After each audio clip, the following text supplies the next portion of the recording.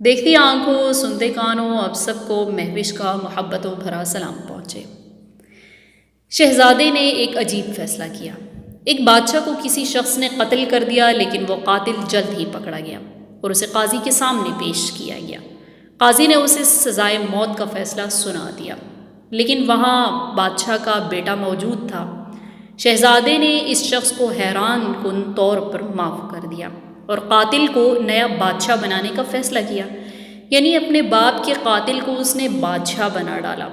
شہزادے کا یہ عجیب فیصلہ سن کر سب درباری ششدر رہ گئے۔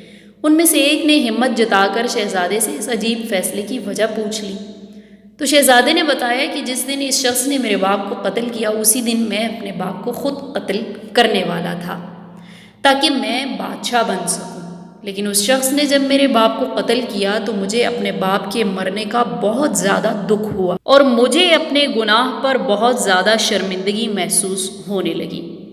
تو میں ایک بابا جی کے پاس گیا اور ان سے کہنے لگا کہ میں کیسے اپنی یہ شرمندگی ختم کروں۔ بابا جی کہنے لگے، اگر تو چاہتا ہے کہ اللہ تجھے معاف کر دے اور تیری احساس ندامت جو ہے یہ ختم ہو جائے تو تو ایسا کر کہ قاتل کو معاف کر دے اور اس پر رحم والا معاملہ فرما۔ تو اس شہزادے نے اس قاتل کو معاف کر دیا تاکہ اللہ تعالیٰ اس کے بدلے میں اس کو معاف کر سکے، کیونکہ اللہ تعالیٰ فرماتا ہے کہ تم میرے بندوں پر رحم کرو، میں تم پر رحم کروں گا۔ ایک حدیث پاک میں آتا ہے، حضور علیہ الصلاۃ والسلام فرماتے ہیں، لا یرحم اللہ من لا یرحم الناس، کہ جو لوگوں پر رحم نہیں کرتا اللہ تعالیٰ اس پر رحم نہیں کرتا۔